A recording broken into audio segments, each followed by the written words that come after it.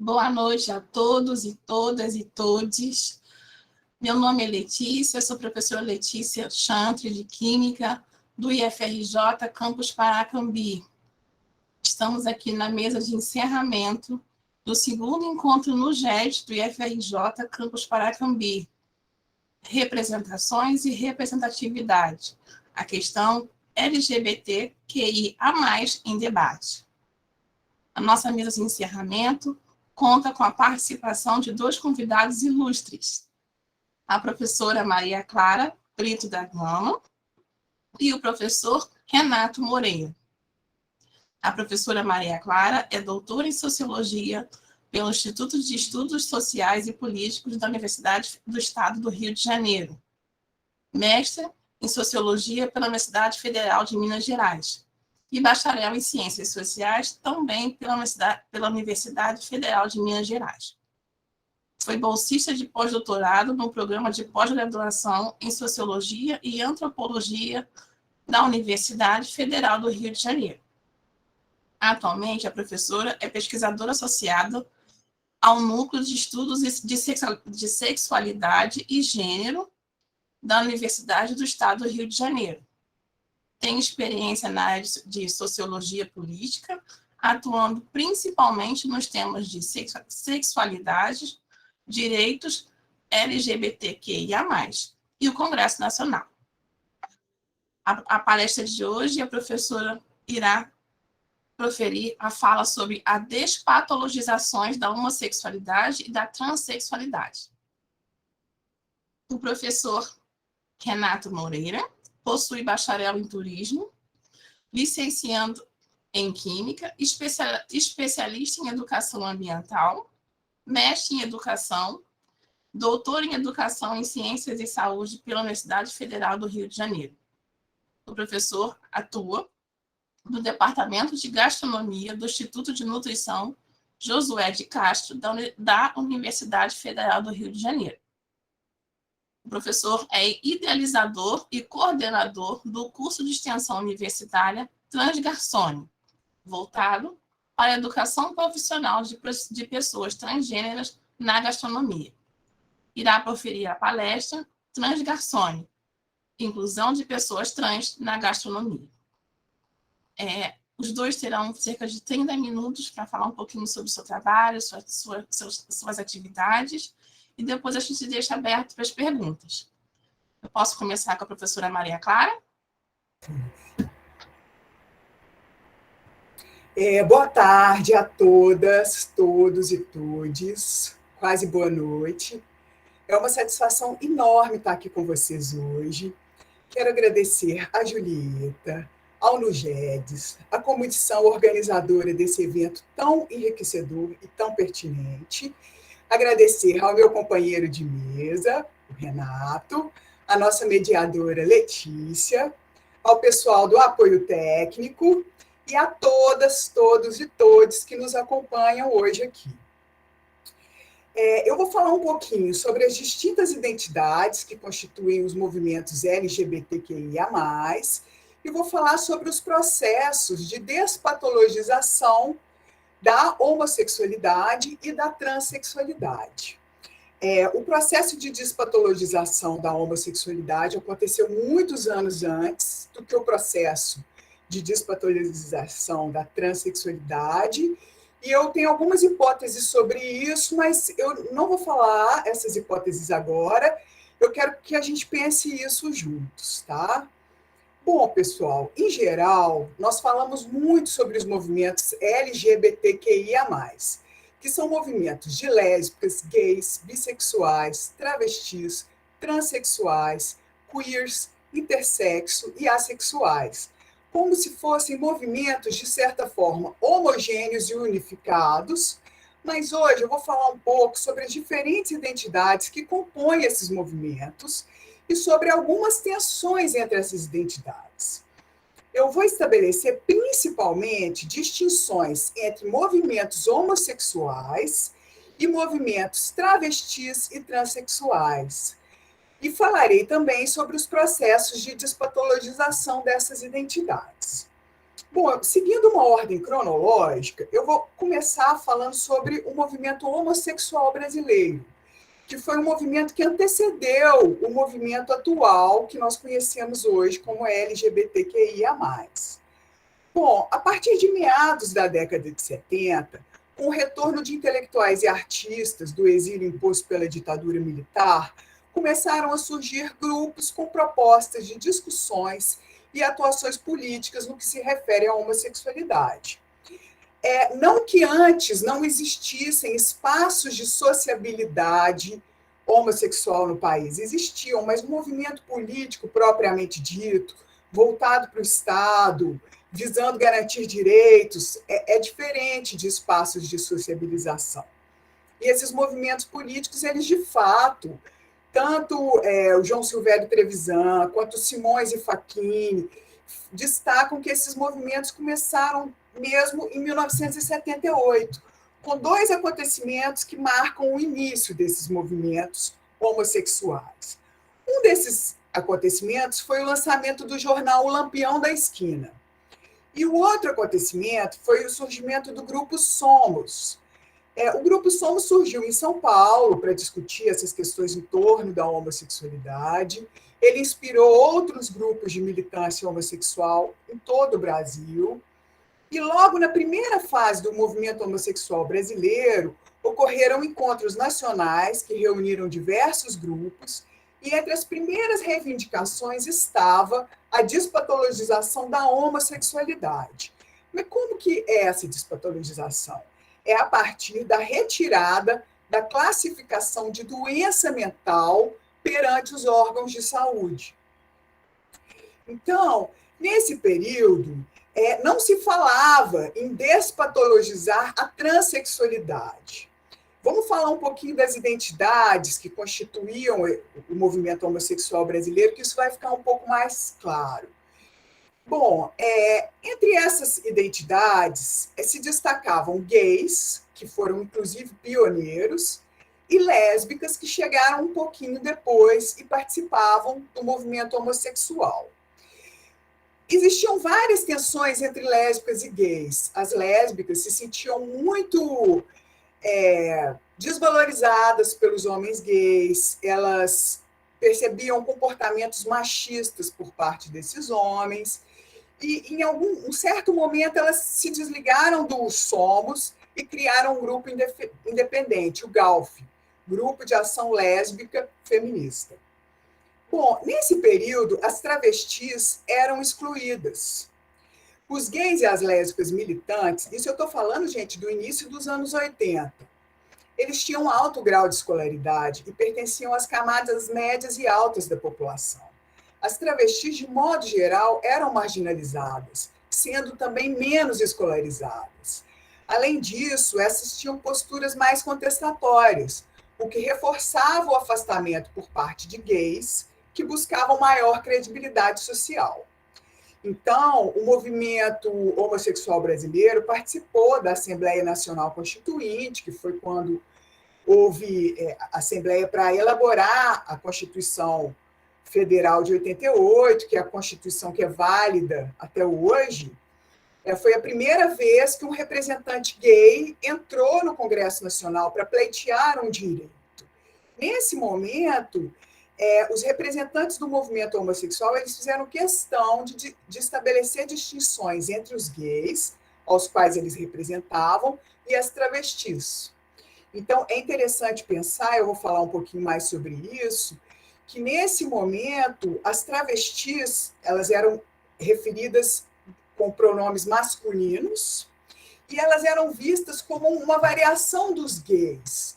Essa questão da travestilidade ela era muito pensada no âmbito da orientação sexual e não no âmbito da identidade de gênero, como é pensado hoje.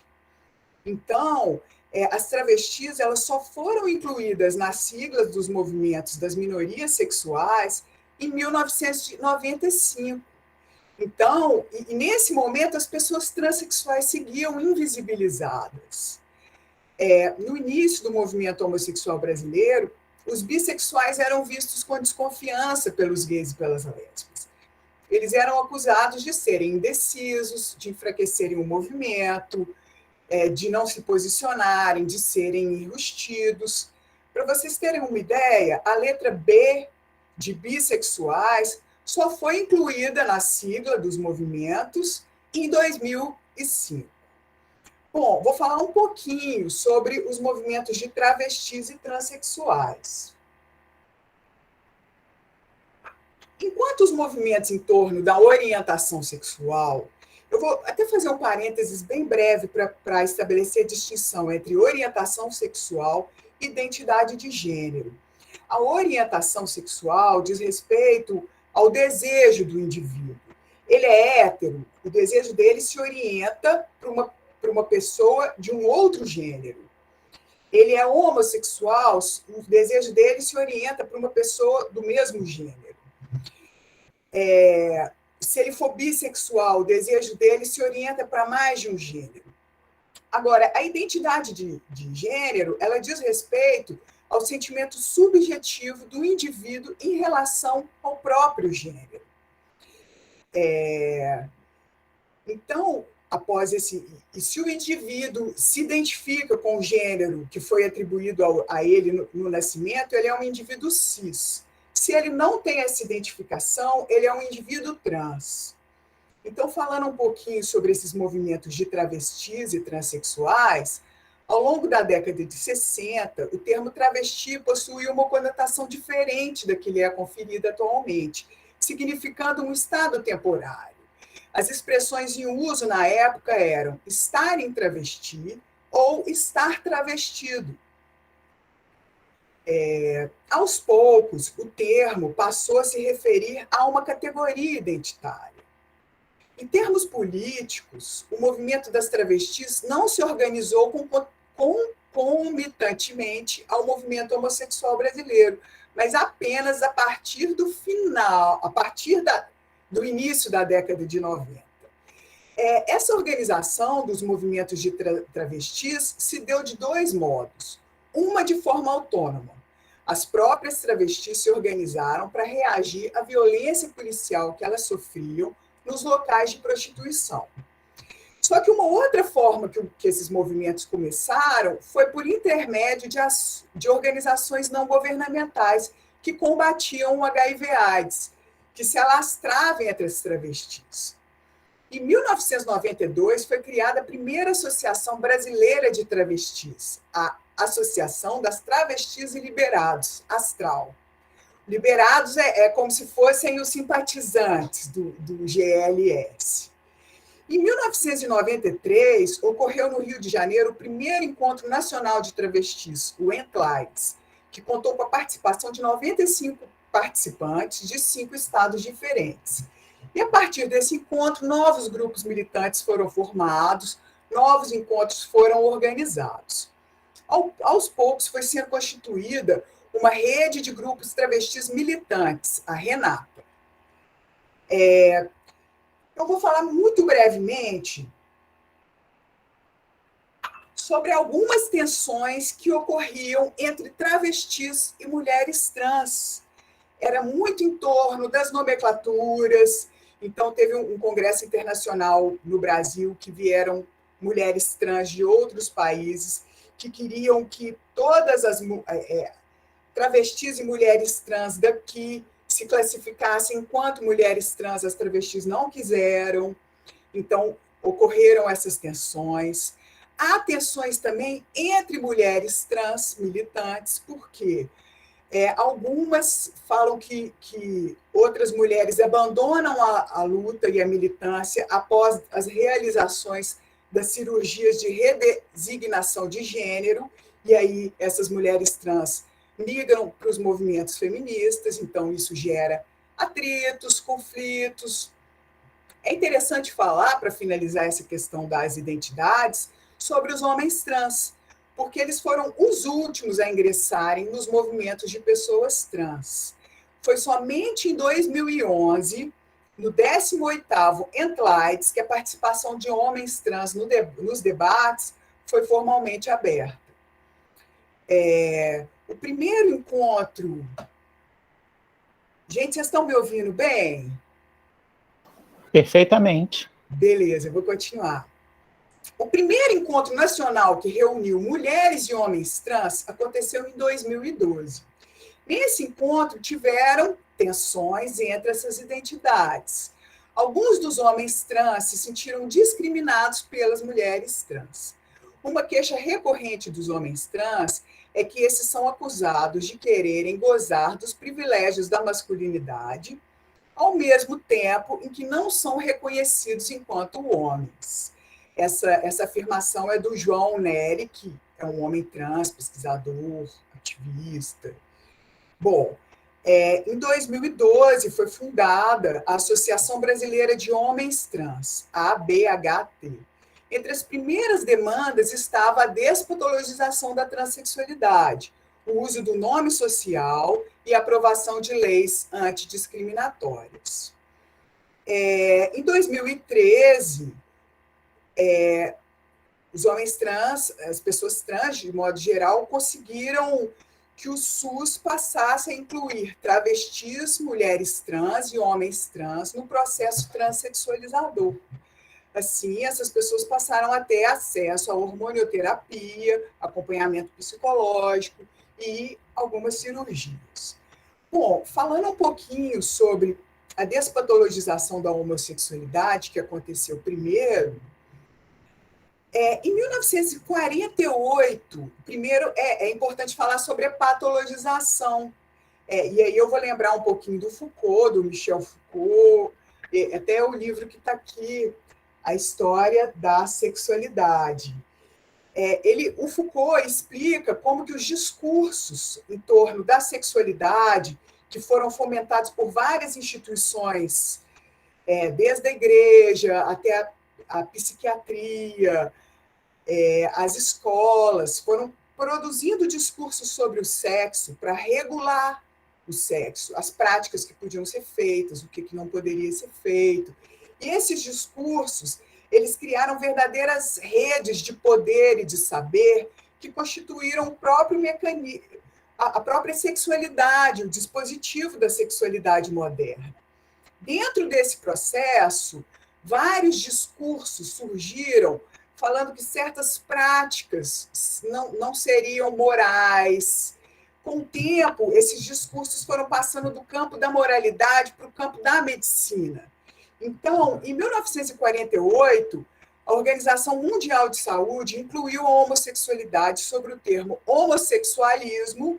Esse termo homossexualismo sempre remete à doença, ao contrário do termo homossexualidade, que remete à diversidade sexual. Então, o termo homossexualismo foi incluído na revisão da Classificação Internacional das Doenças. Ele foi incluído na categoria 320, intitulada Personalidade Patológica. E aí, nas outras revisões, mudou de categoria, mas foi para a categoria 302, Desvio e Transtornos Sexuais. Obviamente, isso desagradou os militantes homossexuais. 10 anos depois, a 9ª revisão da CID ainda manteve essa classificação, mas essa classificação passou a ser fortemente criticada por profissionais da medicina, psiquiatria e psicologia, além de ser rejeitada pelos militantes homossexuais. Como eu já falei com vocês, desde o primeiro encontro desses grupos, a prioridade era a luta contra a despatologização. Então, houve a reivindicação da exclusão desse código das doenças, que era adotado pelo INAPS. A estratégia do movimento homossexual foi criar grupos de estudos com profissionais da saúde, com militantes, com cientistas. Esses grupos debatiam o tema e ia conquistando adesão à causa. Eles organizavam manifestações, panfletos, chegaram a fazer um abaixo-assinado, que eles conseguiram reunir 16 mil assinaturas, conseguiram o apoio da ANPOCS, da Associação Brasileira de Antropologia. O Grupo Somos teve muito destaque, o Grupo Gay da Bahia também liderou essa luta. E, em 1985, o Conselho Federal de Medicina atendeu a reivindicação e retirou o homossexualismo do Código 302. O Conselho Federal de Medicina saiu na frente até mesmo da Organização Mundial de Saúde, que só fez esse reconhecimento, só fez essa retirada em 1990. O Conselho Federal de Psicologia demorou um pouco, e em 1999 emitiu uma resolução proibindo profissionais da área de oferecerem cura ou tratamento para a homossexualidade. Bom, falando sobre a despatologização da transexualidade, lembrando que a transexualidade nem sempre foi patologizada ao longo da história e por outras culturas, né? Então, como o Foucault destaca, é um momento histórico bem específico também, né? Que surge essa patologização no Ocidente. Igual ocorreu com a homossexualidade, a transexualidade se transformou num objeto de conhecimento a ser pesquisado, analisado, descrito, e foi se deslocando do campo da moralidade para a área médica. É interessante dizer que os primeiros estudos sobre a transexualidade surgiram na área da psiquiatria. O termo transexualismo, que também, como termina em ismo, traz essa conotação de doença, foi empregado pela primeira vez em 1910 pelo sexólogo alemão Magnus Hirschfeld. A primeira cirurgia de redesignação foi realizada por esse pesquisador em 1921, mas a cirurgia não foi publicizada. Esse fato só ocorreu 30 anos depois, com uma cirurgia realizada na Dinamarca, que eu acredito que foi aquela que deu origem ao filme Garota Dinamarquesa. Essa informação eu não tenho certeza, tá, gente, sobre o filme. Bom, em 1980, o termo transexualismo foi incluído pela Associação de Psiquiatria Americana no Manual Diagnóstico e Estatístico das Desordens Mentais. Em 1994, o termo transexualismo foi substituído pelo termo transtorno de identidade de gênero, que também é um termo muito agressivo. As pessoas trans não se identificam com esse termo. Em 1994, gente, eu já estou terminando, a Organização Mundial de Saúde incluiu a transexualidade na Classificação Internacional de Doença como transtorno de identidade sexual. A partir disso, o processo transexualizador ficou vinculado ao diagnóstico psiquiátrico de transtorno de identidade de gênero ou sexual. Essa medida foi considerada pelos militantes como um endossamento de padrões heterossexistas e cissexistas. Após muitas mobilizações de redes de ativistas trans, mobilizações nacionais, internacionais, a CID-11, de 2019, que entrou em vigor dia 1º de janeiro desse ano, apresentou importantes modificações. A transexualidade foi incluída no capítulo Condições relacionadas à saúde sexual, sobre o termo incongruência de gênero. Esse termo foi escolhido como categoria descritiva de uma condição de sofrimento experimentado por pessoas não cis e não possui conotações patologizantes. Esse ponto sempre dá muita polêmica, e uma coisa que as pessoas questionam é: mas se não é doença, por que tem um código na CID? Porque qualquer procedimento médico é necessário que tenha um código. Então, por exemplo, para a gravidez, para o parto, tem um determinado código. Bom, apesar de terem significado importantes avanços, as mudanças na classificação internacional de doenças, ainda há muitas demandas a serem alcançadas por parte das pessoas trans. Apesar dessas conquistas, as pessoas trans ainda possuem demandas como a reparação dos déficits educacionais, a inserção no mercado de trabalho, o fim da estigmatização, o reconhecimento de que existem crianças e adolescentes trans. Esse trecho eu retirei de um texto da Jaqueline de Jesus, de 2018, que ela traz essas demandas da população trans. Bom, pessoal, eu encerro por aqui, deixando uma questão para a gente pensar juntos. Por que a despatologização da homossexualidade aconteceu tantos anos antes da despatologização da transexualidade? Vamos pensar isso juntos. Obrigada. Obrigada, professora Maria Clara. Bom, excelente fala, muito esclarecedora. Gostaria de fazer uma correção.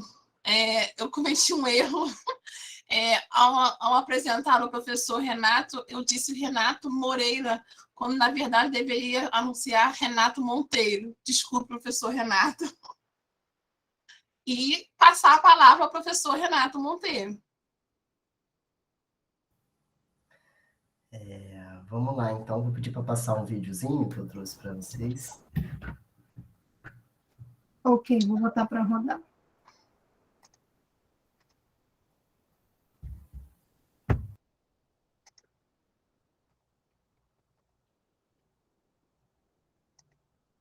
Só um instante, está demorando a aparecer.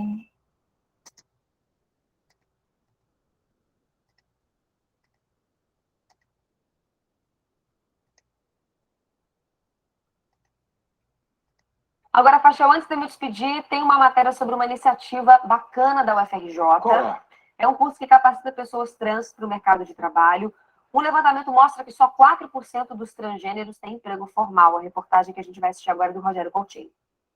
Cadeira significa esperança, sonho, mudança. Eu vejo mudança. Felicidade também. Mesmo com elogios ao Rio, não escapa do olhar um drama. Conseguir um emprego. Porque o mercado não aceita. Me acho no meu perfil físico qualificada para representar uma empresa, né? Eles deixam a capacitação totalmente de lado. E olha só minha figura física, né? A paulistana Rochelle dos Santos está desde maio, morando de favor, na casa de um amigo em Copacabana. Rochelle é uma mulher transgênera.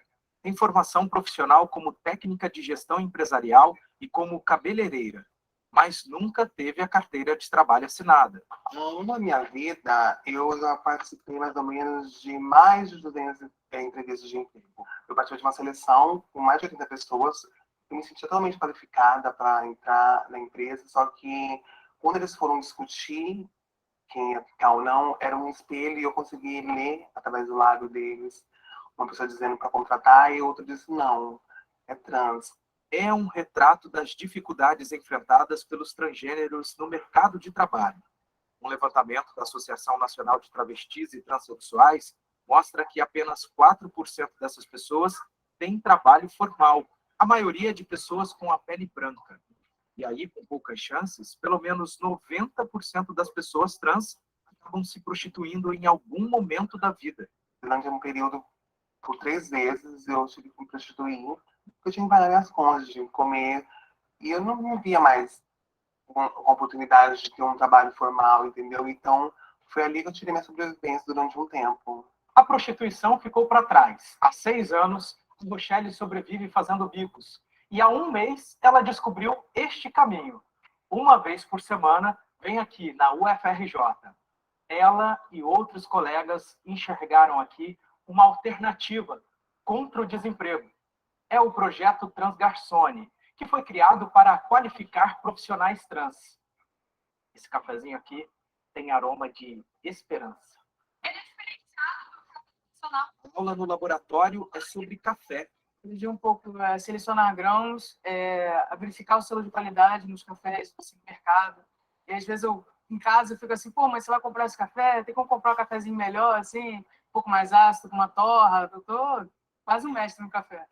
Até o fim do curso, serão 9 encontros para aprender técnicas de trabalho em bares, restaurantes, hotéis. Minha expectativa é ter uma visibilidade melhor no mercado de trabalho, entrar no mercado de trabalho da gastronomia. Pretendo sim cursar a faculdade futuramente. Tendo curso, eu já vou poder ter uma visibilidade melhor. O Transgarçone é de graça. Teve 238 inscritos e rapidamente lotou as 19 vagas. Pessoas trans, muitas vezes elas estão fora da escola, do ambiente formal escolar, porque muitas vezes são agredidas na escola, no ensino médio ou no ensino fundamental e acabam saindo da escola para justamente não sofrerem mais essas violências. Então, o Transgarçone ele surge com o objetivo de deixar claro que essas pessoas não podem continuar negligenciadas no mercado de trabalho formal. O curso acontece no laboratório e em sala de aula e gera troca de experiências.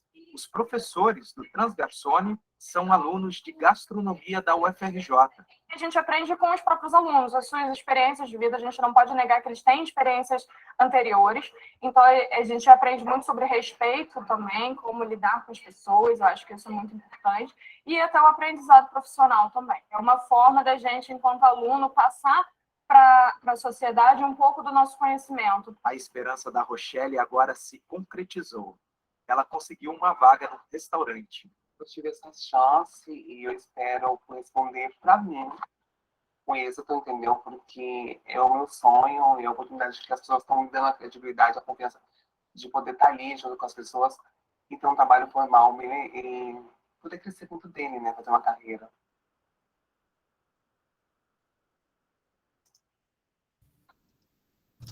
Obrigado, Luciana. Bem, eu queria agradecer a oportunidade de estar aqui, né, de escutar a professora Maria Clara, poder fazer essa retrospectiva para a gente, né? A gente às vezes acha que falta muito, né, mas a gente avançou bastante. Então, é muito importante a gente não perder essa perspectiva histórica. Eu queria agradecer, então, né, a todo o Instituto Federal, professora Joyce, né, professor Tomás, Pedro, eu também, né, já conhecia. E é muito bom estar aqui falando para vocês, especialmente no Instituto Federal de Paracambi, né? Porque eu sou de Barra do Piraí, né? Uma cidade tão próxima, e vivi muito, né? Essa questão da minha, a princípio, minha orientação sexual, depois da minha identidade de gênero. Eu sou professor da UFRJ, né? Tenho 41 anos e sou um homem trans, né? Um dos coordenadores do projeto Transgarçone, junto com o professor Breno, que vocês viram aí no vídeo, né? Então, a minha vivência, enquanto, né, uma pessoa que vem de uma cidade do interior, ela talvez seja parecida com a muitos de vocês que se identificam, que têm alguma orientação sexual considerada divergente, né, ou identidade de gênero. Né? Tem um poema do Drummond que eu gosto muito, que é Confidência de Itabirano, que ele diz assim: muitos anos vivi em Itabira, principalmente nasci em Itabira, por isso sou triste, orgulhoso, de ferro. E aí vai, né? Então, é um pouco desse sentimento, né, da dificuldade que a gente tem, às vezes, estando numa cidade menor, né, de se identificar na escola, quanto que isso pode ser difícil, pode ser complicado, mas os tempos têm mudado, né? Se na minha época em que eu fiz o ensino médio, né, já se vão mais de 20 anos aí, não foi fácil, agora também não é, mas a gente já tem colocado isso em debate, né? Um exemplo disso é que a sociedade tem discutido, a escola tem discutido, e espero que espaços como esses possam fazer com que a sociedade, né, se torne mais inclusiva e mais diversa. Então, ressaltando a importância, né, de uma mesa como essa. Bem, como vocês viram aí no vídeo, né, o nosso projeto é um projeto que se chama Transgarçone, a gente está lá nas redes sociais, vocês podem seguir a gente por lá, a Transgarcone, né, lá no Instagram. E o nosso objetivo é buscar, né, de alguma maneira, fortalecer a trajetória de vida, a trajetória de trabalho de pessoas transgêneras, né? Obviamente, né, a minha trajetória é diferente de grande parte das pessoas trans, né, porque eu consegui terminar minha escolarização, né, ser professor de uma universidade pública. Eu fiz a dita transição, né, que é o uso das tecnologias trans, né, o uso da hormonoterapia, há 4 anos, né, então eu já estava no universo adulto, né, já estava, né, com uma certa organização da vida, o que se tornou, né, esse processo um pouco mais tranquilo. Então, o transgarçone, né, justamente por eu ter trabalhado como garçom, né, em bares, em restaurantes, sempre atuando na área do serviço de atendimento de salão, né, então vem um pouco da minha experiência, a ideia de criar o Transgarçone, que é um curso de qualificação para pessoas trans, para inserção no mercado de trabalho, particularmente na gastronomia, no setor de atendimento, e também vem daí, né, a ideia do Transgarçone pela minha trajetória, né, enquanto um homem trans, ou como diria o João Neri, né, citado pela professora, um transhomem, né, porque o trans viria antes do homem. Então, é esse o objetivo do nosso curso, o Transgarçone, que agora se tornou um programa dentro da UFRJ, né? A gente tem o curso de qualificação e a gente viu a necessidade também de criar uma rede de empregabilidade. Então, a gente criou a RAET, que é a Rede de Empregabilidade Transgarçone, que é justamente na qual atua o professor Breno, de inserção dessas pessoas, de sensibilizar também o mercado para receber essas pessoas, porque não adianta só elas terem acesso, mas é importante que elas tenham permanência nessas empresas. Essas empresas precisam estar sensibilizadas para as especificidades desse público, que historicamente é um público que vem sendo excluído, né, do acesso à educação, né, e, consequentemente, ao mercado de trabalho. Então, a pessoa que não tem trabalho, ela não tem renda e ela não tem dignidade. Então, é nesse sentido que a gente busca atuar. Bem, então, a gente parte, então, né, de um projeto que é voltado para as pessoas trans, né, então, trans é aí um prefixo latino que vem dessa coisa de transitar, né, de estar em lados opostos. Professora Letícia aqui da Química, né, a gente tem isômeros trans e cis, né, então os cis estariam no mesmo lado, se manteriam, e o trans em lados opostos. Então, eu gosto de pensar que o trans são pessoas que transgridem as normas de gênero, né, as normas estabelecidas ou as normas tornadas padrões pela sociedade. Então, é muito importante a gente quebrar essa ideia de que uma pessoa ela é designada pelo seu genital, né? Então, a pessoa nasce, o médico olha o genital da pessoa e diz é homem e é mulher. Então, a gente tem que quebrar um pouco isso, né? E entender que não é, né, características biológicas, seja da genital, seja genética, XY, XX, seja do órgão reprodutor, que vai definir a identidade de gênero da pessoa, né? Então, a identidade de gênero, a gente entende que ela é construída socialmente, né? Ela tem a ver com uma construção social, com práticas e comportamentos, né? Então, ao nascer, né, o médico disse para minha mãe que eu é menina, mas com o tempo, né, eu fui reconhecendo a minha identidade de gênero como uma pessoa do gênero masculino, que se identifica, né, quanto uma pessoa transgênero. Então, é muito importante também a gente pensar assim, quanto pessoas trans, não há nada de errado conosco, né, com o nosso corpo. Errado é a sociedade que impõe para a gente que se nós nascemos com determinadas características biológicas, morfológicas, nós obrigatoriamente temos que nos identificar com determinado gênero. Então, o erro não é da pessoa, né? O erro é da sociedade que impõe isso como algo dado, né? Então, a gente tem que quebrar isso e entender que existem, né, homens com pênis e com vulva, mulheres com pênis e com vagina e com vulva, e é isso, né? Tentar quebrar um pouco isso, para descentralizar no aspecto biológico para definir o gênero das pessoas e respeitar, né, o gênero das pessoas antes de mais nada. Então, o termo trans, a gente entende um pouco como esse guarda-chuva que abriga, né, aquilo que a gente vai identificar como homens trans, pessoas transmasculinas, pessoas não binárias, travestis, mulheres trans. Então, o trans a gente entende um pouco como esse guarda-chuvão que guarda aí as identidades que transgridem as normas que são impostas pelo sistema hegemônico, né, pautado na heteronormatividade, na cisgeneridade, né? Então, a gente precisa reconhecer a diversidade de gênero, né? As pessoas cis que se identificam com o gênero que foi atribuído ao nascer e as pessoas trans que não se identificam com o gênero que lhe foi atribuído. Melhor seria se a gente pudesse crescer e, ao longo da nossa socialização, a gente dizer qual é o nosso gênero, qual o gênero que nós nos identificamos, e não isso ser feito a priori, né, em função dos aspectos corporais, biológicos, morfológicos. Então, é muito importante a gente frisar isso, né, porque nós não somos, né, pessoas que têm transtornos mentais ou alguma, né, algum tipo de patologia, né, em função de transgredir aquilo que foi construído também socialmente e imposto a nós, aos nossos corpos, né?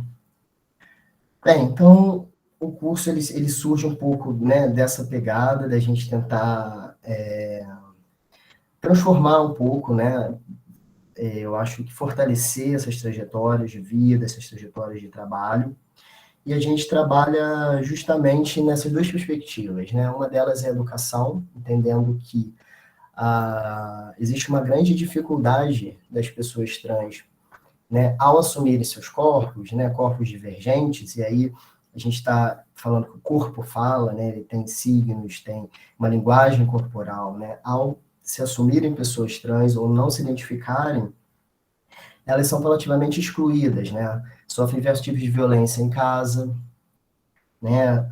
E na escola, no ambiente escolar. Então, muito bom a gente hoje estar falando aqui para o ambiente escolar, porque a gente sabe o quanto que a escola, ela contribui para diversos tipos de marcas e dores que a gente, pessoas, né, LGBTs, vamos construindo ao longo da nossa história, né? Na minha época de colégio, era um palavrão ser gay, ser lésbica, né? Para vocês terem uma ideia, 20 anos atrás, nem existia essa palavra trans. Ninguém falava sobre isso, né? Trans era aquela pessoa que estava lá, sei lá, marginalizada, que era motivo de chacota, que era, né, uma pessoa objeto, aquela pessoa que não era credível como pessoa, né? E hoje a gente está debatendo esse tema está na sociedade, a gente precisa entender isso, né? Então a gente tem na escola um ambiente que muitas vezes não tem uma cultura escolar preparada para lidar com a diversidade. Por exemplo, respeitar o nome social das pessoas. Pode parecer isso simples, mas é muito difícil para uma pessoa que não se identifica com o seu gênero, né, e o seu nome muitas vezes reforça o gênero, está o tempo inteiro sendo chamada daquele nome com o qual não se identifica.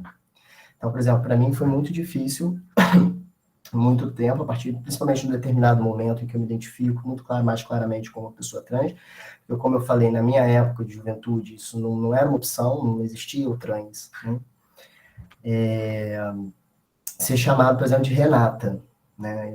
Para mim, eu tinha muita dificuldade de ser chamado de Renata. Isso me causava, né, era motivo de um grande incômodo, de uma dor. Então, a partir do momento que eu pude retificar os nossos nomes, depois eu vou passar um videozinho aqui que vai abordar esse assunto, a gente se sente muito mais confortável. Então, assim, é importante que a escola respeite o nome social das pessoas, né? Não trate isso como chacota, não trate isso como brincadeira, leve isso a sério. Né? Inclusive, nome social, eu diria que devia ser para todo mundo, né? Porque às vezes a pessoa assiste também não gosta do seu nome, não se identifica com o seu nome, quer ser chamado de outro nome e está tudo bem.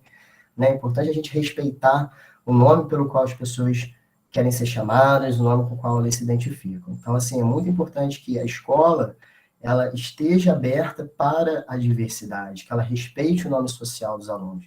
Na UFRJ, hoje, a gente tem o nome social, então os alunos podem, através do sistema mesmo da universidade, colocar o nome social. Mas o que acontece? Muitas vezes o professor chega lá, né, e vem com aquele, não, mas qual é o seu nome de verdade? Né? O nome da pessoa aparece 2 nomes, aí o professor sabe que a pessoa é trans, e aí a partir disso começa a discriminar a pessoa. Chama a pessoa pelo nome que ela não se identifica. E, assim, as pessoas cis talvez não tenham dimensão de como isso é difícil para a gente. Então, para vocês fazerem esse exercício, imagine, por exemplo, vocês serem chamados de um nome diferente do de vocês, do gênero de vocês. Né? Chega aqui e chamar a professora Luciana de professor Luciano.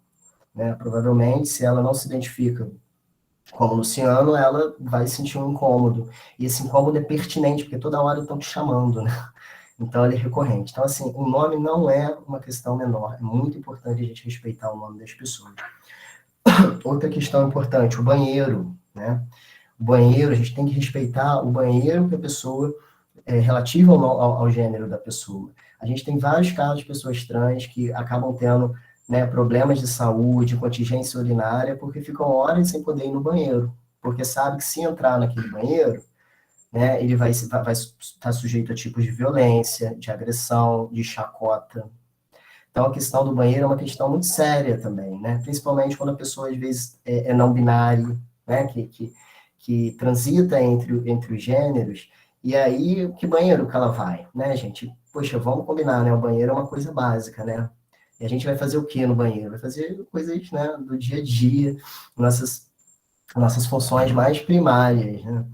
Então, assim, é importante respeitar o uso do banheiro de acordo com o gênero que a pessoa se identifica. Então, se você encontra, né, um colega no banheiro que você, a princípio, não identifica ele como o gênero daquele banheiro, então respeite, procure entender, né, que talvez aquele é o banheiro adequado sim para ele, tá?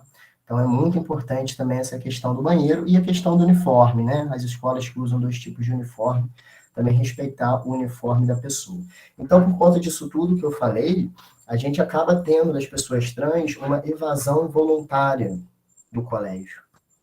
Elas acabam sendo obrigadas a sair do colégio porque elas não conseguem lidar com todo tipo de violência, de chacota, de brincadeira, né, que são atos de violência. Então, a gente tem que dar um basta nisso e começar a respeitar as pessoas, o gênero das pessoas, né, independente de qualquer coisa. E esse contexto, né, da problemática da escola faz com que as pessoas não consigam se formar, logo elas não têm uma qualificação e não conseguem entrar no mercado de trabalho. Então é um ciclo, né? E aí chega no mercado de trabalho a mesma coisa, né? A pessoa vai apresentar o seu nome lá, aí o nome que está, né, na carteira de trabalho não é o mesmo do seu gênero. Aí a empresa acha que ela está mentindo, aí não contrata ela, né? Ou se contrata, não faz uma sensibilização com a equipe para entender as especificidades dessas pessoas. Então, a gente também no Transgarsone vai nas empresas, conversa, dá palestra. Então, no trabalho também, né? O RH tem que estar aberto a lidar para contratar a pessoa no nome social dela, se for o caso, né? Parar de buscar essa ideia de homem de verdade, mulher de verdade. Respeitar o nome no crachá, o banheiro e o uso do uniforme, né? Porque não adianta você contratar a pessoa, mas desrespeitá-la e ela sofrer diversos tipos de violência da própria equipe dela de trabalho, que ela vai abandonar aquele trabalho, ela não vai se sentir bem-vinda. E é urgente, né, que a sociedade mude e que comece a pensar no direito das pessoas trans que historicamente foram excluídas. Quando a gente pega no Brasil, a gente vê que a expectativa de vida das pessoas trans gira em torno de 35 anos, enquanto a média nacional é 75.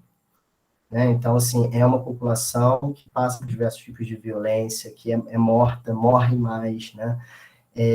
A gente observa que o Brasil é um dos países que mais mata pessoas trans no mundo, né? Em segundo lugar está o México, então a gente tem quase o dobro de mortes por ano, e essa violência também tem gênero e tem cor, né? Porque a maior parte, mais de 90%, são mulheres e mulheres negras, então mulheres trans, travestis negras. E a gente precisa pensar, né, em estratégias para a gente mudar essa situação e reconhecer de vez o direito de existência das pessoas que têm o gênero considerado pela nossa sociedade cis heteronormativa como divergente. Né? Na verdade, é o foco da sociedade que tem que mudar. Né? Então, a gente busca atuar no projeto, né, nessa dimensão da educação e do trabalho, entendendo que no Brasil, grande parte das políticas, não existe uma subnotificação das pessoas trans no Brasil, né, a gente não tem censos demográficos que identifiquem essa população, e grande parte das políticas públicas ela é voltada para a área da saúde, prevenção de DST e do combate à exploração sexual. Então, é importante a gente atuar também na dimensão da educação e do trabalho, né, entendendo a dimensão da urgência do respeito às pessoas transgêneras ou que transgridem essas normas, né, impostas socialmente. Bem, eu acho que é isso. Vou pedir para passar o último videozinho aqui para vocês, que é um vídeo que fala um pouco sobre o trabalho que o Transgarsone tem desenvolvido com a Justiça Itinerante e com o Nudiverges, que é o Núcleo de Diversidade da Defensoria Pública do Estado do Rio de Janeiro. Então, atualmente, as pessoas, né, vocês que queiram, né, se identifiquem como pessoa trans, vocês podem procurar a gente, o Transgarsone, lá no nosso Instagram. A gente vai tentar auxiliar vocês, né, na medida do possível, para a mudança do nome, se for o caso, né? Então, a gente tem trabalhado também nessa dimensão em parceria com a Justiça, para que as pessoas possam, enfim, né, se sentir, né, ter o seu direito mínimo assegurado, que é o direito à sua identidade de gênero. Joyce, eu passei para a Luciana, eu vou pedir para ela colocar aqui o videozinho para vocês. Posso passar? Pode sim. E também levando, né, o projeto da Defensoria levar para o interior também essas ações. Vamos lá.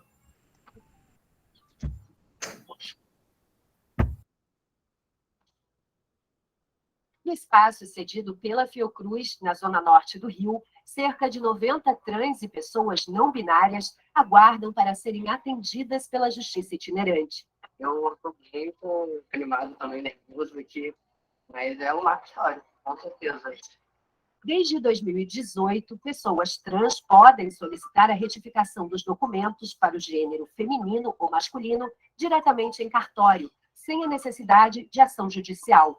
Porém, a orientação do Supremo Tribunal Federal não vem sendo estendida aos cidadãos não binários, aqueles que não se identificam nem como homem, nem como mulher. Daí a importância dessa ação social promovida pelo Núcleo de Defesa dos Direitos Homoafetivos e Diversidade Sexual, o Nudiverses, da Defensoria Pública do Rio de Janeiro, em parceria com o Tribunal de Justiça do Estado. Até então, apenas 5 pessoas não binárias haviam conseguido no país sentença favorável para alterar o prenome e o gênero na certidão de nascimento. Hoje, com a parceria da Justiça Itinerante, segundo as sensitivas ações de defesa fora, está sendo possível requalificar essas pessoas não binárias, que nós acreditamos que sejam mais de 40. Da minha certidão e dar continuidade para poder mudar os outros documentos também. Indianarais sempre soube que não era apenas sobre ser homem ou mulher, mas há 25 anos, quando foi uma das precursoras na luta pelo uso do nome social no Brasil, não havia muitas distinções para além dos gêneros feminino e masculino. Hoje nós temos aqui, né, uma coroação de luta, né, que é o dia que podemos identificar o nome sem a obrigatoriedade de marcação de gênero. Então, para as pessoas não binárias, para as pessoas intersexo, para as pessoas agêneras, né, essa é uma vitória. É um dia muito especial que mostra que basta ter vontade e fazer com que a lei seja cumprida. De início, eu fiz transição para masculino, que muito dia não sabia o que era. E aí depois, quando eu comecei a ir estudando, vendo mais páginas de Instagram, vendo mais reportagens, eu vi que realmente era isso que estava faltando. Eu me sentia apagado, porque eu não existia de fato, oficialmente. Quem existia era um nome que eu não me identificava. Por mais simples que pareça para as pessoas, é complicado quando você tem 2 nomes que você está usando. Um é o que você quer usar, o outro é o que eu te obrigo a usar. Mas agora isso acabou, estou livre. Liberdade que também pode significar novas oportunidades, mais portas se abrindo para essa população que ainda enfrenta muita dificuldade para entrar no mercado formal de trabalho. É o que espera Breno Cruz, professor do curso de Gastronomia da UFRJ e um dos idealizadores da RAET, Rede de Acolhimento para a Empregabilidade Transgarsone. O Transgarsone iniciou em 2019, o segundo semestre, foi um curso de capacitação e qualificação para pessoas trans, travestis e não binárias, especificamente na área de café, bares e bebidas, com foco em atendimento. A gente tem hoje importantes chefes que compraram a ideia do Transgarçone, vamos dizer assim, que é um projeto de extensão dentro da UFRJ. A Aurora NB faz parte dessa turma que chegou para diversificar bares e restaurantes da alta gastronomia carioca. É difícil a gente ver pessoas trans, pessoas travestis, não binárias, enfim, é muito difícil a gente ver essas pessoas nesses locais. O fato é que na Camolese eu acho que foi muito bem recebido, muito bem compreendido nas nossas mídias sociais, tem muitos elogios. A gente espera com isso, com esse movimento também, de alguma maneira contagiar outros empresários, né, do segmento, do ramo, que façam o mesmo. No Brasil, a taxa de desemprego entre a comunidade LGBTQIA+, é de 17,5%. Quando se trata de trans e não binários, sobe para mais de 20%, aponta o estudo da plataforma Vote LGBT com a agência Box 1824. A gente tem que dar uma olhada para trás e entender que essas pessoas foram excluídas da sociedade. Então, conseguir o trabalho não é algo fácil, inclusive porque tem uma questão que alguns empregadores acham que é uma certa dificuldade, que não é, que é a questão da documentação. Com o apoio da Defensoria na Retificação Civil e do Ministério Público do Trabalho, o Transgarçone pretende ampliar a rede, que já conta com mais de 70 currículos, e avançar para o interior do Estado em 2022, para dar mais luz a talentos como o de Afrodite. Foi através do Transgarçone que eu consegui chegar até aqui. E para mim é uma sensação assim de eu me sinto até importante, porque eu estou trabalhando no ramo de restaurante. Restaurante é um local de convivência. E se antes eu não era pertencente a esse local nem como consumidora, e quem dirá trabalhando, né? Então para mim é um motivo de excelência estar aqui todos os dias.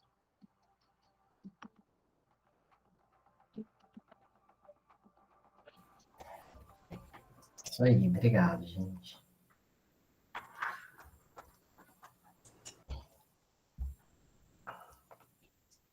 Olha, excelente, excelente. Excelente iniciativa, excelente trabalho. Estamos aqui, vários elogios no chat, que realmente as duas falas foram muito, sabe, contempladoras, a gente aprendeu muito. E surgiram já algumas perguntas. Eu vou fazer a primeira pergunta, que a Joyce dirigiu ao professor. Falas maravilhosas, isso mesmo. Deixa eu começar aqui com a primeira pergunta. A Joyce dirigiu ao professor Renato o seguinte: como você avalia a receptividade do projeto de vocês na instituição, o UFRJ, e dos colegas servidores? Então, na UFRJ a gente teve um espaço bem aberto, né, para a gente fazer o projeto. Tivemos apoio da Pró-Reitoria de Extensão, na nossa unidade também. E é muito importante a gente também, assim, trazer a extensão, ela é como que a universidade, né, os institutos federais, né, eles vão à sociedade. Então, a gente dá esse retorno para a sociedade. Mas eu acho que o projeto e as pessoas trans, elas também trazem muito para a UFRJ, né, para ela repensar a sua cultura de exclusão, né, o quanto que ela é transfóbica, né, bifóbica, LGBTfóbica. Então, assim, ter essas pessoas na universidade, no espaço da universidade, foi muito importante também. Não só para as pessoas entenderem que elas podem estar nesse espaço que historicamente foram negados para elas, mas principalmente para a universidade poder se repensar também, né, diante da diversidade e o seu compromisso, né, com essa população. Então, para a gente foi muito bom. No Instituto de Nutrição, a gente está no CCS, então, assim, ser um espaço em que esses corpos também estejam presentes, né? Então, a gente está também fazendo com que a UFRJ se reveja e aprenda também com a presença dessas pessoas. Eu entendo a pergunta da Joyce. Se a gente pensar na UFRJ de 20, 30 anos atrás, talvez um projeto que, né, tem um cunho social excelente como esse não fosse possível. Então, com certeza, é uma oportunidade para a universidade se rever também, né? Exato. A professora Joyce também fez uma pergunta para a professora Maria Clara. Como você avalia a receptividade do seu trabalho em escolas? Tem havido muita procura? Tem havido espaço? Tem havido muita escuta? porque a gente sabe que são sempre temas que, né, que muitas vezes, né, no contexto que a gente tem vivenciado, não são tão fáceis de abordar. O trabalho de vocês é primordial por conta disso, porque a gente leva para frente temas que são importantes discutir. Então, professora. Gente, em primeiro lugar, parabéns, Renato, que trabalho maravilhoso. Eu estou encantada, fiquei muito emocionada. Vou divulgar amplamente. É tão importante, muda tanto a vida das pessoas, né?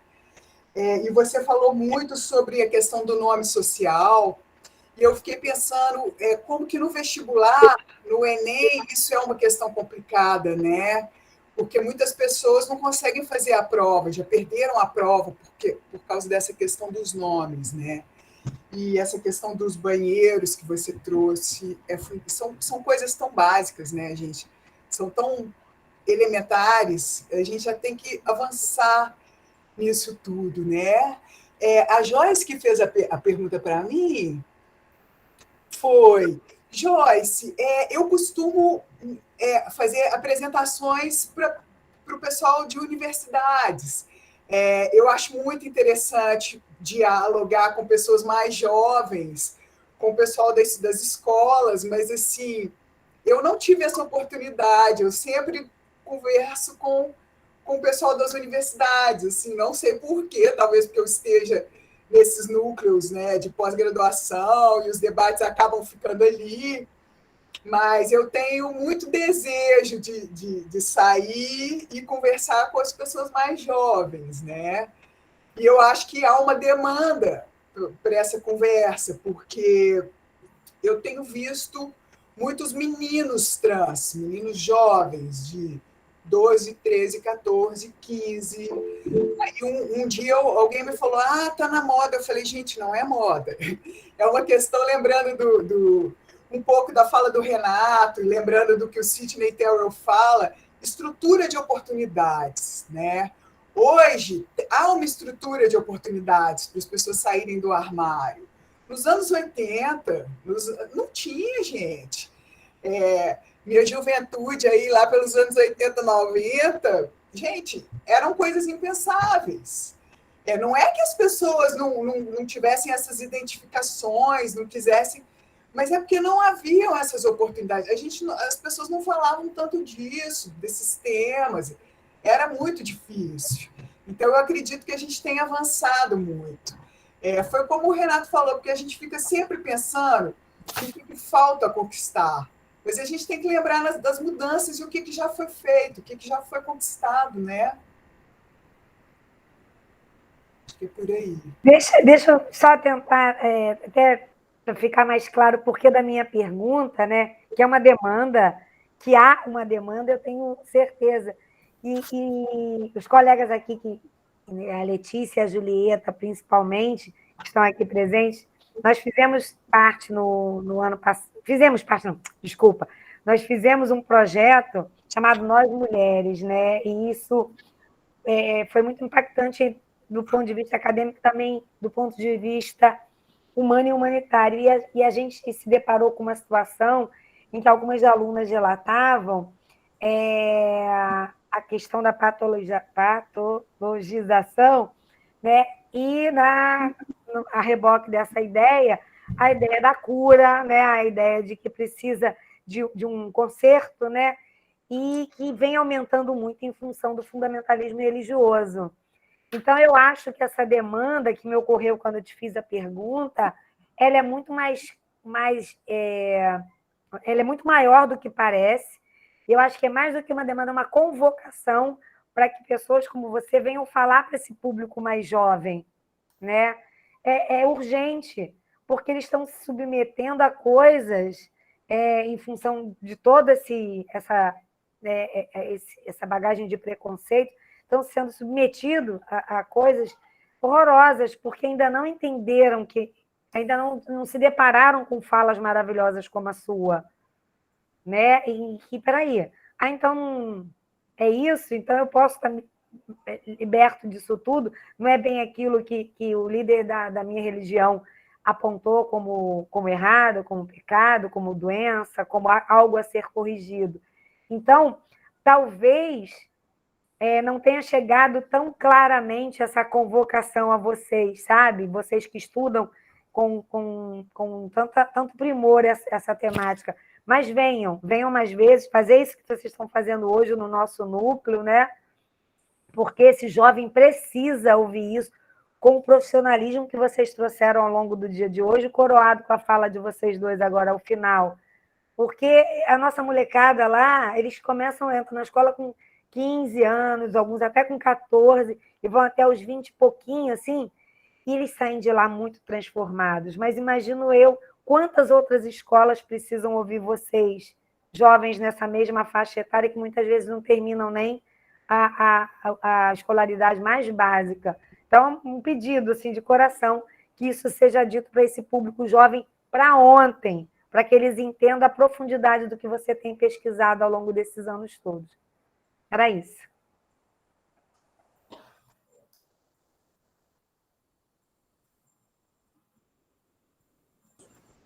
Excelente, Joyce, excelente mesmo. Acho muito oportuno o convite, porque realmente os nossos jovens precisam ouvir cada vez mais, né, ter cada vez mais esses esclarecimentos. Seguindo aqui com nossas perguntas, a gente tem a pergunta da professora Julieta, que faz a seguinte pergunta à professora Maria Clara.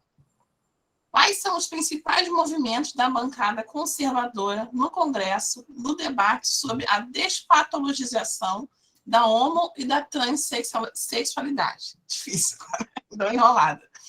Mas consegui me fazer clara? Totalmente. Desculpe, deu uma travada aqui. É um jogo de palavras, né? Olha, essa pergunta é muito pertinente. Eu não sei se vocês se lembram, há uns 4 anos atrás, que teve muito em debate a tal da cura gay. Isso tem a ver com essa resolução do Conselho Federal de Psicologia, porque em 1999 o Conselho emitiu uma resolução proibindo qualquer profissional da área de oferecer cura ou tratamento de reversão, tanto para a homossexualidade quanto para a trans. Por quê? Porque a ciência entende que não é doença. Então, ficar oferecendo cura para o que não é doença é charlatanismo, né, gente? Não pode. Então, o Conselho fez essa resolução em 1999 e toda a categoria aceitou, não teve nenhum problema, até 2009.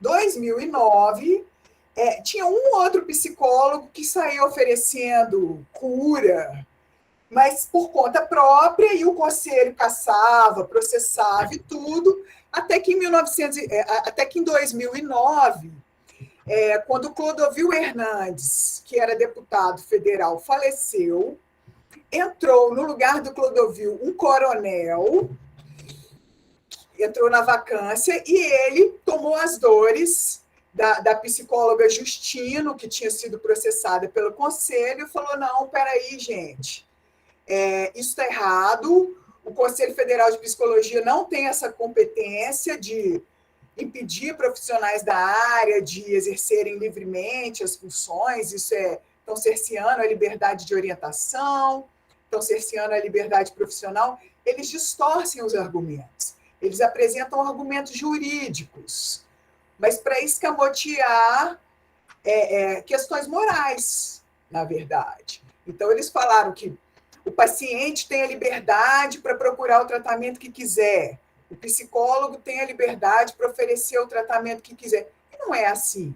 O Conselho Federal ele existe por alguma razão. Ele tem que normatizar a conduta dos profissionais da área.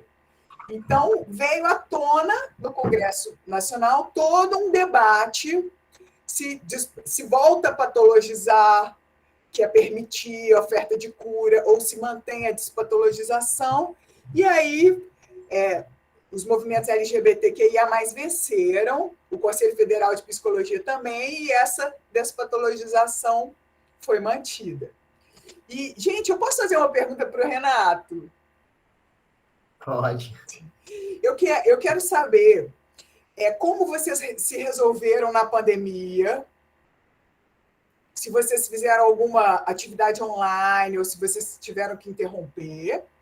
E eu quero saber também se você já tem pessoas que já se formaram no curso e como que essas pessoas estão. Eu não entendi se o pessoal que apareceu no vídeo, que já tem emprego, ainda está fazendo curso, ou se já terminou. É isso. Claro, inclusive depois tem que trocar figurinha, Maria Clara. Com certeza. Como você, porque assim, a gente vem muito da vivência, mas é muito importante ter esse arcabouço teórico, né? Então, vamos lá. Tem uma pergunta aqui que foi um pouco parecida, né?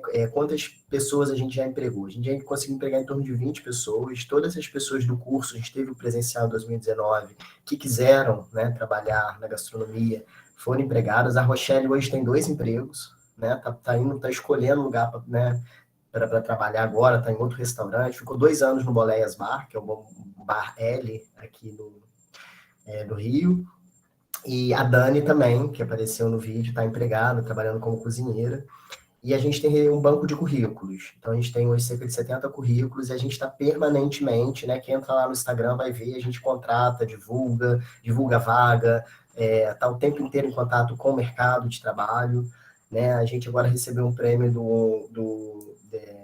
um evento de gastronomia como um projeto inclusivo, então também foi bom para que os gestores de restaurantes também conhecessem a gente, então a gente tem que sensibilizar e tentar dialogar com esse público, né, também é importante. E aí, na pandemia, a gente teve a primeira turma em 2019, em 2020 a gente parou, a gente fez online alguns cursos de sensibilização, fizemos também um curso com o Sebrae Delas, para empreendedorismo, e agora estamos voltando esse ano, vamos ter 2 turmas esse ano. A gente deve começar uma turma em abril, a gente vai fazer seleção, vai divulgar por lá também.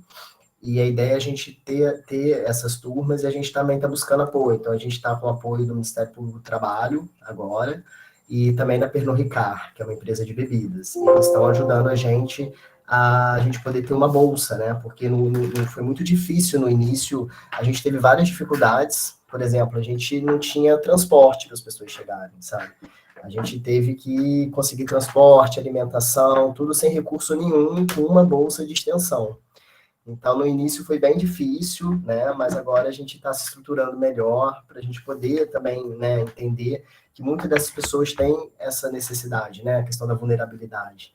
Então, tem a necessidade de ter um recurso mínimo para poder fazer o curso, né? No início, a gente fez, assim, muito, né, com o que a gente tinha só o nosso trabalho, né? E agora a gente tem conseguido apoio para poder ter uma estrutura melhor e dar uma estrutura melhor para as aulas também. Então, esse ano a gente tem 2 turmas, se Deus quiser vai dar tudo certo, com os alunos trabalhando, né, que os alunos de gastronomia que dão as aulas. Então, a gente está no momento de repensar o curso, melhorar o curso, reformatar ele, fazer um bom material didático, né, para a gente poder oferecer o melhor que a gente pode.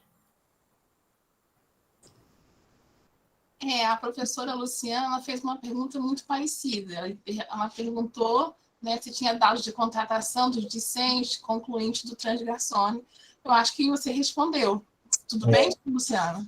Acho que sim. Respondido, obrigada. E ela também fez uma pergunta à professora Maria Clara, né, e ela coloca o seguinte: até hoje há uma controvérsia em contexto de psicologia sobre a despatologização da homossexualidade, como a polêmica em torno da resolução CFP 01 de 1999 e as propostas da chamada cura gay, como a professora já disse. Você sabe se também existe esse tipo de controvérsia em conselhos de psicologia a respeito da despatologização da transexualidade? Gente, existe sim. É porque é interessante como que essas disputas elas vão ocorrendo em diferentes esferas, né? Por isso também que o Renato falou que vocês ensinam os alunos, profissionalizam, e tem também essa questão com a justiça, com o nome social, porque tem que ser em várias esferas, né? Então, por exemplo, no Congresso Nacional, atualmente, é uma verdadeira guerra. Porque isso também entra um pouco na pergunta da Julieta. Católicos mais radicais, evangélicos mais conservadores, eles se voltam contra os movimentos LGBTQIA+, os representantes e tal. E aí começam essas disputas no âmbito do Congresso. Aí nenhuma lei, nenhum projeto de lei consegue ser aprovado. Aí as pessoas começam a lutar pelos direitos no judiciário. E aí, os movimentos LGBTQIA+, vão para o judiciário, seja as pessoas entrando com processos individuais, sejam processos coletivos, só que os evangélicos e os católicos percebem o movimento e vão para o judiciário também. Tentam dominar por lá. Então, tem a associação dos juristas evangélicos, tem a associação dos católicos evangélicos, tem grupo LGBT, que é mais pela diversidade. Então, nessas instâncias, elas vão tendo essas disputas. No Conselho Federal de Psicologia, tem essa disputa muito forte, que são psicólogos, até do mainstream, que são pessoas mais comprometidas com a ciência, com o que o conhecimento científico endossa, que são contra essas patologizações. Mas tem os líderes evangélicos lá também. Então, tem psicólogos que querem oferecer esse tipo de tratamento. Por exemplo, o Silas Malafaia, o pastor, ele é também psicólogo. E ele defende esse tipo de tratamento. Então, nessa instância do Conselho Federal de Psicologia, tem uma verdadeira guerra lá dentro. E aí, querem patologizar novamente tanto a homossexualidade quanto a transexualidade. Nessas lutas, as duas coisas aparecem um pouco misturadas ali. Eu acho que o Roberto quer falar.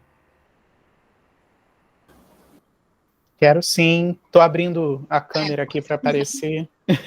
Boa noite. Agradecer mais uma vez a presença de vocês, é uma honra para nós. Eu tinha uma pergunta tanto para o professor, quer dizer, uma pergunta para o professor Renato e outra para a professora Maria Clara, mas a do professor Renato já foi respondida. A pergunta da Luciana já contemplou, né? Então, vou fazer para a professora Maria Clara sobre a tão esperada, tão discutida, né, e a tão tardia despatologização da transexualidade, que a gente sabe que acabou de ser publicada agora dia 1º, né? É uma pergunta sobre a sua opinião mesmo.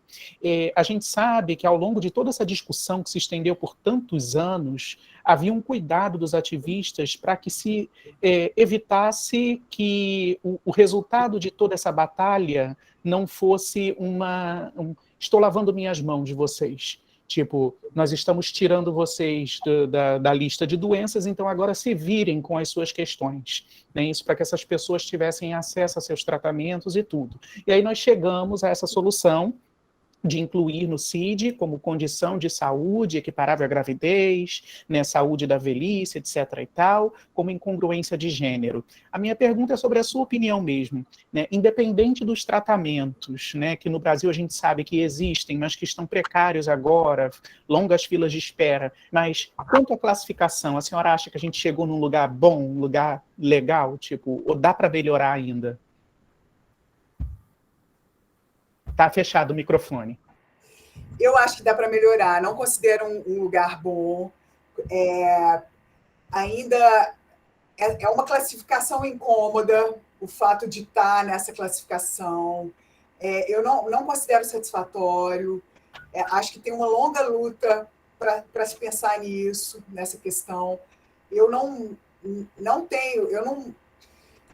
É uma solução que tem que ser coletiva, eu não saberia apontar caminhos nesse caso, mas eu já vi várias pessoas trans dizendo que não é satisfatório, então eu concordo e não considero satisfatório, mas acho que é um avanço, acho que é um caminho, assim, uma luta, várias etapas. Acho que até nós devemos estender o professor Renato, inclusive. Né? Professor, qual a sua opinião a respeito? A respeito, desculpa, eu perdi um pouco aqui. Dessa questão que agora, né, a nova classificação no CID é incongruência de gênero, né, para tentar manter o acesso, mas tirar dessa categoria de doença mental, disforia de gênero, etc. Né? Chegou num patamar legal, dá para melhorar? Quanto à classificação. Quanto à classificação. Assim, acho que tem uma discussão sobre isso, né, dentro do meio, porque ao mesmo tempo que é necessário ter um código para ter acesso, né, e aí o grande receio da comunidade é que não tendo código a gente não tenha o processo transexualizador do SUS, que, sei lá, o plano de saúde não arque com as despesas, Então, eu acho que fica um pouco nisso daí, né? Então, mas de qualquer forma, acho que a gente conseguiu avançar, né? É importante despatologizar, imagina, né, que a gente era classificado como doentes mentais, então é muito importante que a gente tenha isso claro, né? E lembrando que a gente teve também, embora não foi por lei, mas a gente tem a possibilidade hoje de, em cartório, fazer a mudança dos nossos nomes de uma maneira muito mais tranquila, né? Antes você tinha que ter um parecer do psiquiatra, do psicólogo, né? Alguém que atestasse se você era trans de verdade ou não, né? Que é uma falácia também, né? A gente imagina ficar procurando, né, o trans de verdade, uma maneira de ser trans única, porque a gente é muito diferente, muito diverso também. Ser trans há uma diversidade muito grande na transgeneridade também. Obrigado pelas respostas, me contemplaram. Aliás, peço desculpas, né? Eu dirigi a pergunta para a professora Maria Clara porque ela tratou do assunto na apresentação dela. Mas quando eu falei depois para a professora Maria Clara, eu falei, nessa pergunta tem que ir para o professor Renato também. Eu acho que ela está muito dentro desse debate, né? A gente, sim. Dentro da gastronomia, né, atua mais nessa dimensão mais prática, vamos dizer. Sim. Obrigado. Gostaria de deixar aberto para que, se algum participante quiser fazer algum comentário, alguma pergunta, pode abrir o microfone também, não sejam tímidos. Que no chat eu não vejo mais, não sei que eu tenha perdido, mas eu não consegui identificar mais nenhuma pergunta. Não teve mais. Se alguém quiser fazer algum comentário, alguma pergunta diretamente aos palestrantes. Eu, na verdade, só queria agradecer muito a Maria Clara por aceitar o convite, agradecer ao Renato. Renato, assim, eu estou, como falaram no chat, é um orgulho. Eu também fui aluna da UFRJ, toda a minha formação foi feita na UFRJ, e ver um movimento desse dentro da universidade é muito revolucionário, né? Então, assim, a fala da Maria Clara, por um lado, mostra para a gente assim, como foi longo esse caminho, né? Como todo esse processo é longo, se a gente para pensar na Constituinte, né? Mas aí, e aí a gente para pensar, por exemplo, na mesa que antecedeu essa, os dados sobre violência contra pessoas transexuais, as dificuldades, tudo bem, é pesado, né? Mas quando a gente se depara com a UFRJ, que é a maior universidade federal do Brasil, com um projeto desse poder, né, coordenado por um professor trans, né? Assim, isso é algo que mostra para a gente como a universidade avançou, como a universidade ela conseguiu se renovar. E eu fico muito feliz porque eu entrei na UFRJ em 1999. E naquele momento só tinha a minha orientadora e uma antropóloga estudando questões relativas ao gênero, mas ninguém. Só que a gente está falando da maior universidade federal do Brasil. Se ali não tinha ninguém, imagine nos outros lugares, né? E hoje, ver um núcleo que eu e Maria Clara participamos lá na UFRJ, o NESEG, ver movimentos como esse, ver em outras unidades, por exemplo, o curso de serviço social, a universidade, a faculdade de Direito da UFRJ, dentro da própria educação, tantos movimentos, tantas pessoas dentro da psicologia, né, tantas ações tomando essas questões como não só como questões acadêmicas, né, não só como campo de investigação, mas também a universidade politizando, né, os discursos. E isso me deixa muito feliz. E muito feliz de poder estar compartilhando isso com vocês dentro do Instituto Federal, né, localizado numa cidade pequena. E aí, Renato, do interior, né? Uma cidade do interior, uma cidade pobre, nos fundos da Baixada Fluminense, um Instituto Federal periférico, porque nós somos periféricos. E aí a gente ter um debate desse tamanho é algo que me enche assim, de uma esperança e de um orgulho inenarráveis, sabe? Então, eu gostaria muito de agradecer a presença de vocês aqui, né? De agradecer ao Roberto, incansável aí nas suas inúmeras atividades, e aos nossos outros colegas que estão, igual o professor Wagner, que tem um projeto nessa área, que está ali labutando dentro da escola a inserção desse debate, o Roberto, a Luciana, o Pedro, o Saião. Então, são muitas frentes. E mostra, né, o quanto, por mais que a realidade ainda seja sofrida, né, como esses últimos 20 anos foram importantes para a emergência desses discursos, desses atores, para a visibilidade desses seres humanos, né? Então, assim, eu saio desse evento hoje, dessa mesa especificamente, assim, com o espírito renovado. Meus parabéns e muito obrigada. Muito bem. Muito obrigada, Julieta, pelas suas palavras. Gente, o que falar depois que a Julieta fala? A gente não tem mais, né? A Julieta... Mas, assim, faço minhas palavras dela, porque realmente me sinto agradecida pela oportunidade de aprendizado e parabenizo a todos, né, os colegas, por serem incansáveis nessas discussões, nessa frente, nessa militância, que é tão importante para todos nós. Roberto, você gostaria de falar algumas palavras sobre o nosso encerramento? Gostaria. Né? Eu não me apresentei como tal no início da mesa, né? Não sei se os convidados sabem, né? Eu desempenho atualmente a função do coordenador do Núcleo de Gênero e Diversidade Sexual no nosso campus.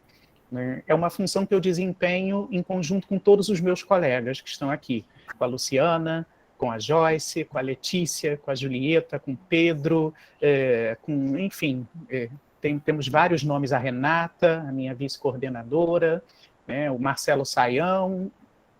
Gente, vocês sabem, vocês estão no meu coração, todos vocês, o Wagner, e assim, nós somos um núcleo que está nascendo agora. Esse é o nosso segundo evento em menos de um ano. O primeiro foi 17 de maio do ano passado. Então, a data não foi escolhida à toa. Nós estamos engatinhando. Então, assim, a gente sabe que o convidado a agradecer é de praxe, né? Mas, na verdade, de coração, quem tem que agradecer somos nós, tá? Pelo aceite de vocês, pela presença, pela paciência, pela dedicação, pela fala riquíssima. E é importante dizer que, assim, para a gente, eu quero que vocês saibam que a nossa casa, o nosso campo está aberto sempre, porque as falas de vocês são muito preciosas para nós.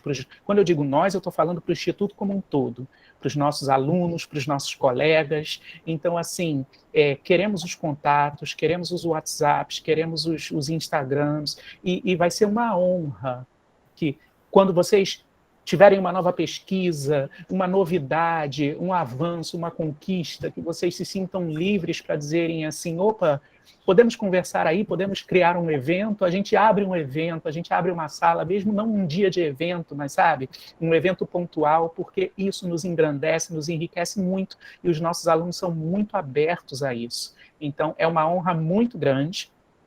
Tá, muito obrigado, estou emocionado, muito obrigado pela presença de vocês, muito obrigado pela participação, e é isso, gente, acho que não consigo mais falar, porque senão vou acabar me repetindo, mas obrigado. E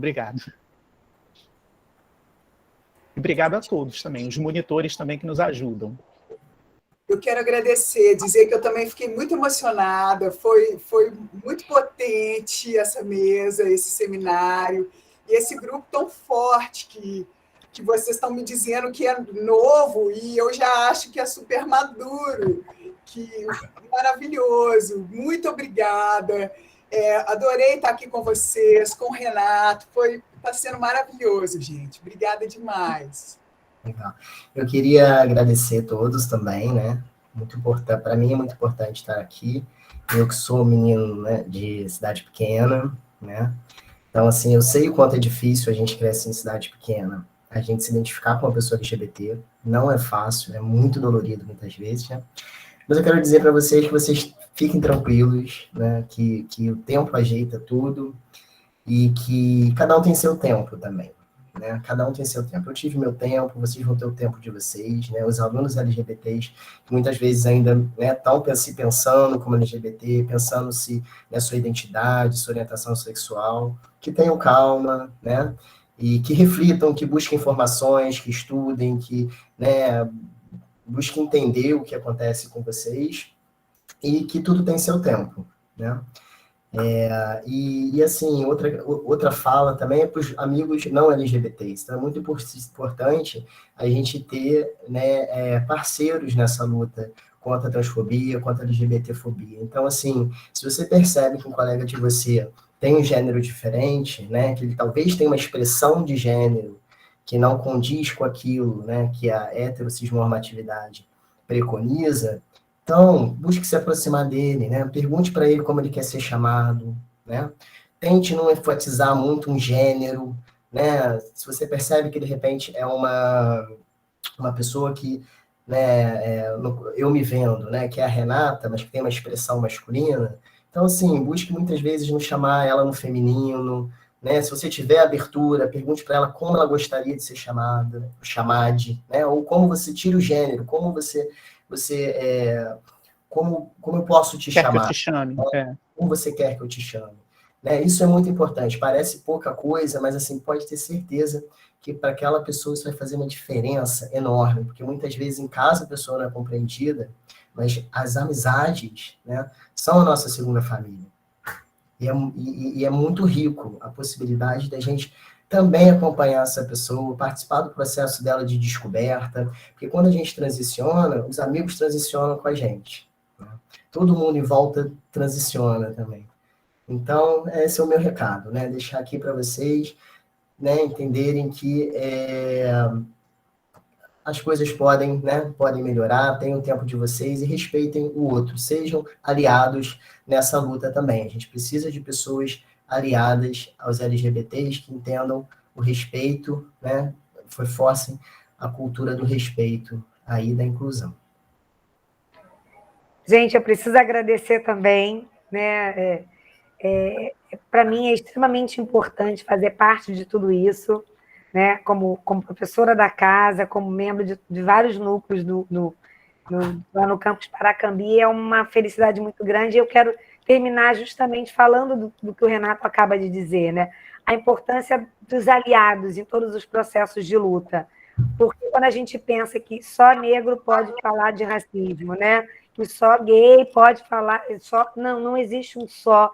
Quando a questão da cidadania fala mais alto, quando a questão do respeito, né, ao outro fala mais alto. Então, é nossa obrigação moral. Então, ao negro, ao gay, a vida impulsiona para uma militância, mesmo quando, como disse o Rodrigo na palestra anterior, eu não gosto de militar, eu gosto de estar na praia, mas a vida me leva a isso, né? O Rodrigo disse isso à tarde.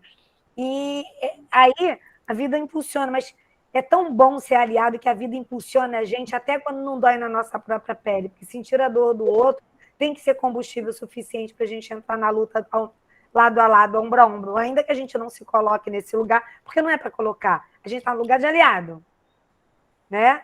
Então, esse lugar é de uma importância que a gente precisa atentar, porque a luta tem que ser de todo mundo, né? Principalmente através de um processo de sensibilização. Então, como eu venho já, felizmente, fazendo isso ao longo dos meus anos, como professora, e mais recentemente, mais ainda, como consciência de militante, é um chamamento e imbuído aí do meu agradecimento pela presença de todo mundo, sobretudo pronto atendimento do Renato, né? Foi assim, chamei, estou aí, só me diz a hora, eu estou viajando, não posso responder agora, mas eu vou, e assim como com certeza foi o contato Julieta e Maria Clara, porque a luta é feita disso, né? Desses grandes encontros potentes que explodem tudo e estão aí para provocar. Então, meu muito obrigada a todos vocês, a todos, todas e todos, porque o mundo está aí para a gente continuar avançando. E viva a Escola Pública Federal de Qualidade. Com certeza. A Escola Pública de Qualidade. Com certeza, gente. Eu incluí ali o nome dos colegas que eu não mencionei oralmente, vou mencionar agora, né? Que eu pontuei os que estão aqui. Importante também a professora Cássia Gonçalves, que infelizmente não pôde estar com a gente hoje porque está se recuperando de um probleminha de saúde. Tá tudo bem. Lívia Mauro, Rodrigo Cunha e Bia Prel, que está com a gente na luta do NUJET. Tá? E os monitores, os alunos. Assim, razão de nossa existência. Razão de nossa existência. Obrigado, gente. Boa noite para vocês. Boa noite. Até as próximas. Até as próximas. Boa noite a todos. Boa noite. Tchau, Letícia, linda, maravilhosa. Boa noite, gente. Um abraço. Tchau. Boa noite. Israel. Falei Israel? Israel tem todas e mais alguma coisa. Israel sempre. O onipresente Israel. Pois é, verdade. Muito obrigada, professor Renato, professora Maria Clara. Jairo, já passou a lista de presença.